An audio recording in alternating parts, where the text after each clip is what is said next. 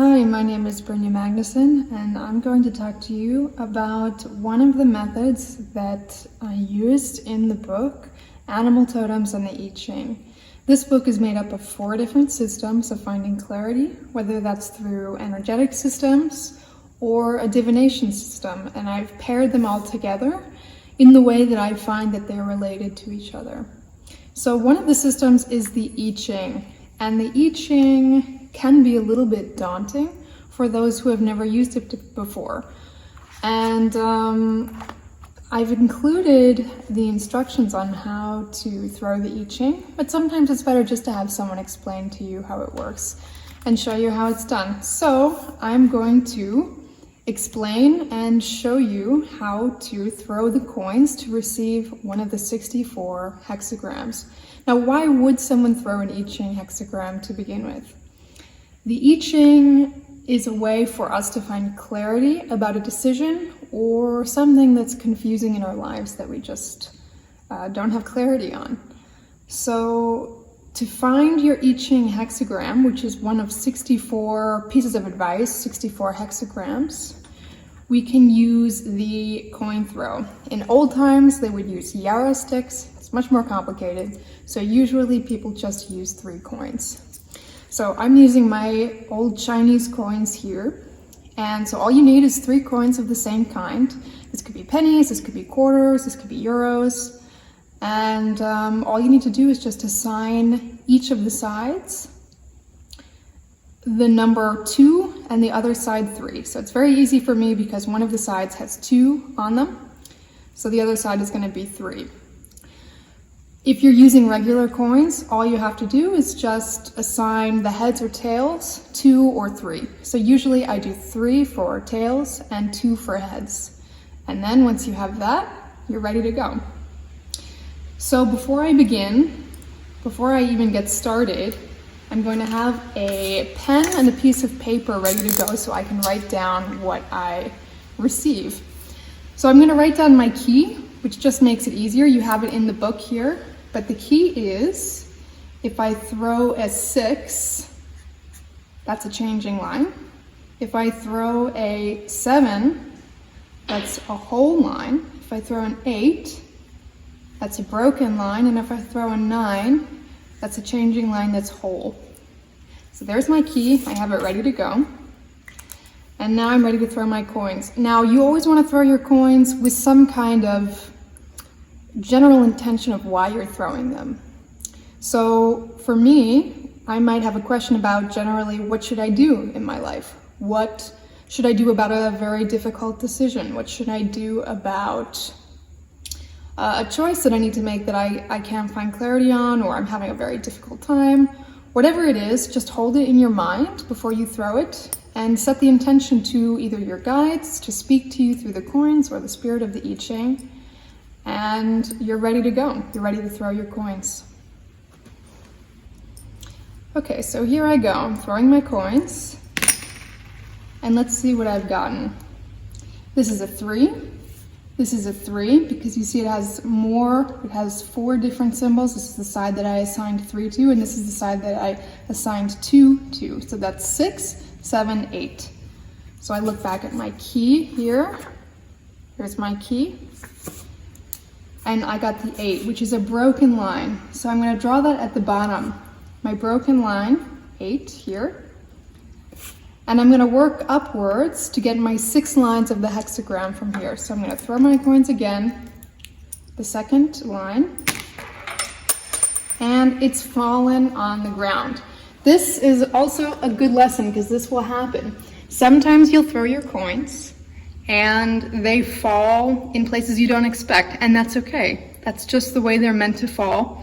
Just look where it's gone, and before you pick it up, check what it's fallen on. So that was a 2 where it's fallen. You can't see it down on the camera, but it's a 2 down there.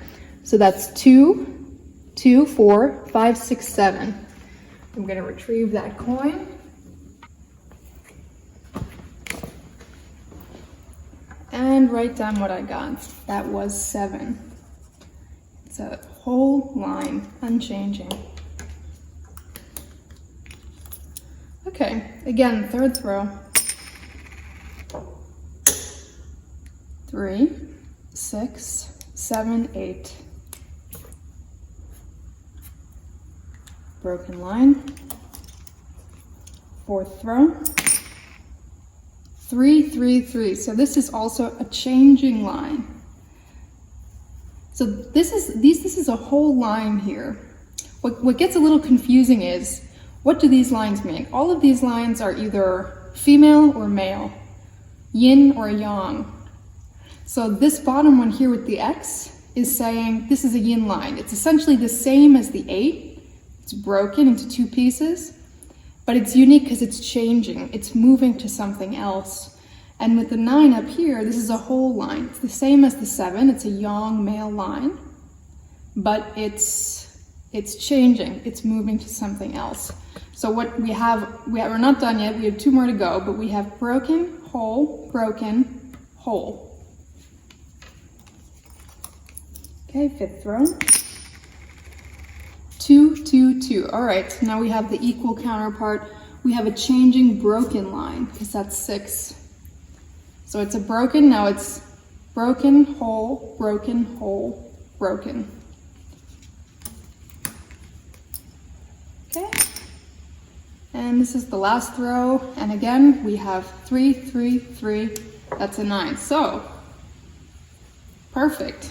I believe, I think I know this hexagram off the top of my head, but just to be certain, you look it up. So you look up, you can either do this on the internet. If you don't have the chart, you can do it in any I Ching book that you have. But in the back of this book, we can look up what our hexagram is. So the way we look it up is first we look at the bottom part, the bottom trigram. This is broken, whole, broken. So we look for it in the lower trigram here. Broken, whole, broken, con. So it's something in this row.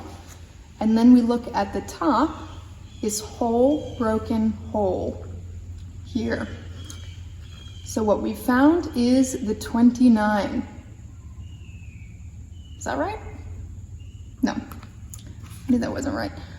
Whole, broken, whole. See, I got that wrong. Always double check. Whole, broken, whole. Whole, broken, whole. Li. So con and Li, 64, that's right. So once you have your hexagram, you can look it up. So we go to the 64th hexagram. Now, we've thrown the I Ching. So what most relates in this book to what we've thrown is the advice from the actual I Ching book. Now, if you're using an I Ching, if you're not using this book, you can look this up in any I Ching book. You don't have to use just this one. This is my I Ching book. It's the Wilhelm and Baines book. It's one of the most popular I Ching books to ever come to the Western world. One of the first. Not quite the first, almost. It was the second. Second to be translated into English. So what I've done here is paraphrased what that chapter is advising. What it's telling you you should do, what it's telling you you should be careful of. The advisement. Now, sometimes, and this is the way I use it, I feel that the hexagram is connecting to the same advice of other related systems. Now, human design is directly related to the I Ching. It's just translating it in a different way. It's translating it through your human energetics. So what it means in the I Ching as advice means something a little bit different but related in human energetics, and that might be more relevant to what you asked. It might be something that you need to know about your situation that gives you more clarity and insight than just looking at the I Ching hexagram. Now, in most of the chapters of this book, not all, there's a Gene Keys chapter as well. And of course, the Gene Keys is a phenomenal book. It's a huge book. And that also gives you a picture of the spectrum of consciousness that each hexagram is falling into. So it gives you even more insight. And then if what's going on in the hexagrams through either the I Ching, human design, or the Gene Keys, you read that, you see if it makes sense. And then you can look at the animal totem, which is it's an archetype that connects deeply into our subconscious mind. Archetypes they are the language of the subconscious. So when we look at the subconscious language that's giving us the same or similar advice as what the I Ching is saying, this might be something that your subconscious mind is able to translate better or makes more sense to you. Because some people learn through symbols, some people learn through visual aids or totemic imagery archetypes. And it might be that you need to look at the opposite version of that. And that's how we can connect this all together here. It might be that you just want to read this, or it might be that you want to connect into these other systems and just see what they have to say. And that's how you can use the I Ching with this book. I hope that was helpful. And I'm looking forward to explaining the other ways that you can use this system all together.